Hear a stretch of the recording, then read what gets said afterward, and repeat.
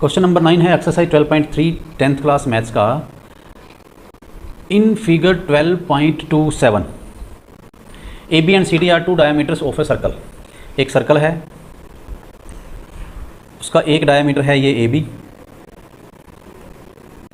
और एक डायमीटर है ये सी डी, दोनों एक दूसरे के परपेंडिकुलर हैं, बीच में ये 90 डिग्री का एंगल बन रहा है। ये बताया गया है of a circle perpendicular to each other and O D is the diameter of smaller circle.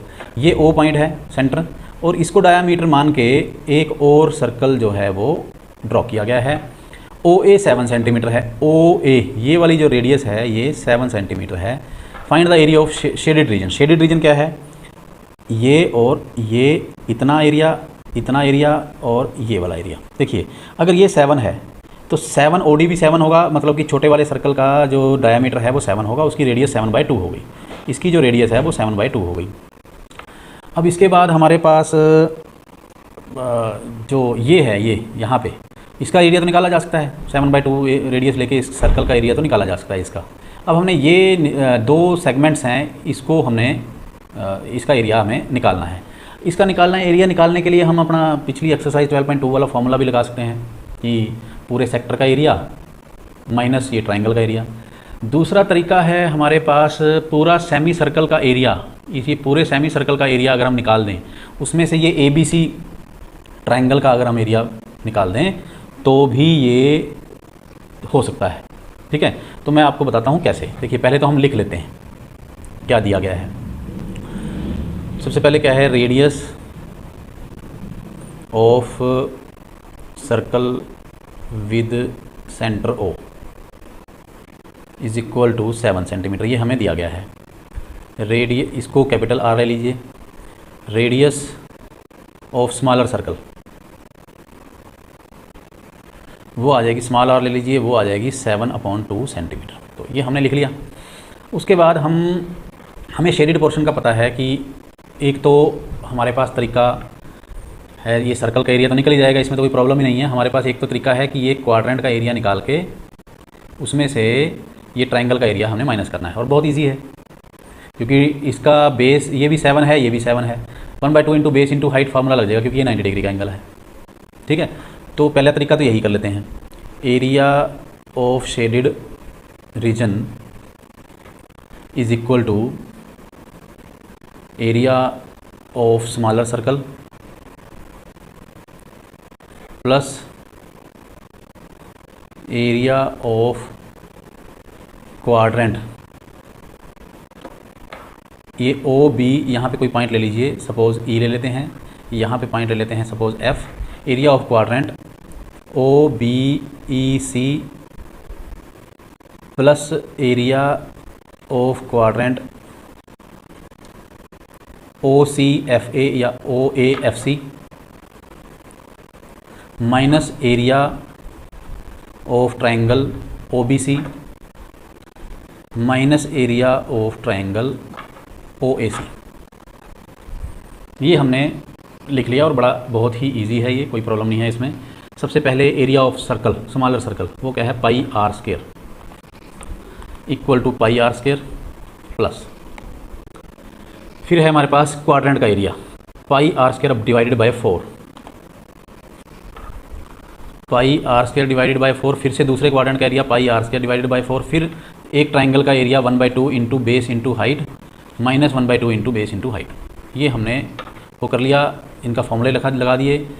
सबसे पहले तो 22/7 मल्टीप्लाई 7/2 मल्टीप्लाई 7/2 प्लस, ये इसको इकट्ठा किया जा सकता है, ये आ जाएगा 2 pi are square by 4 LCM लेंगे तो pi are square plus pi are square, LCM अगर इनका ले लेते हैं तो 2 पाई आर स्क्वायर बाय 4 हो जाएगा और ये इसको 2 पे कट जाएगा। Minus 1/2 into 7 into 7 minus 1/2 into 7 into 7, ये किया जा सकता है।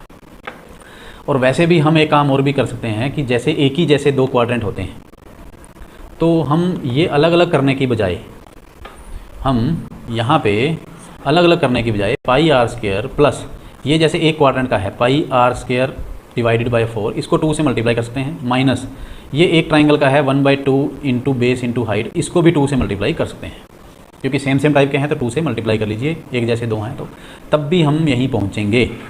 ठीक है, तो अब हम इसको सॉल्व करेंगे। सॉल्व करके हमारा क्या आता है देखिए, हम यहाँ पहुँचेंगे 2/7 multiply 7/2 multiply 7/2 plus pi are square upon 4, pi r की वैल्यू पुट कर दीजिए 22/7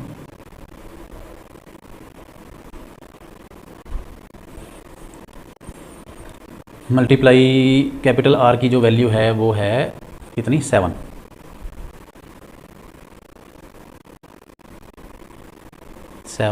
और यहाँ पे आ गया 2 माइनस ये इकट्ठा किया जा सकता है,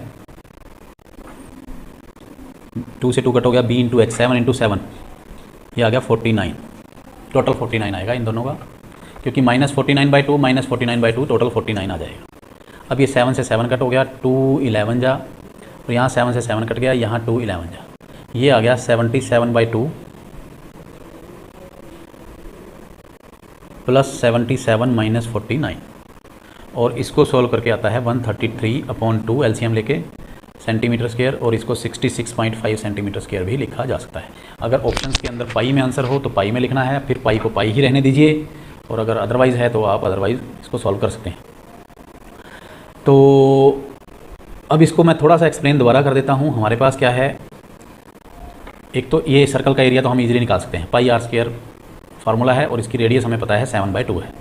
अब ये निकालने के लिए हमारे पास एक तरीका तो है कि ये वाला क्वाड्रेंट, इतना क्वाड्रेंट में से ये ट्रायंगल का एरिया माइनस किया, और हमारे पास ये शेडेड रीजन जो है ये आ जाएगा। इसी तरीके से ये सेकंड वाले क्वाड्रेंट के अंदर, ठीक है।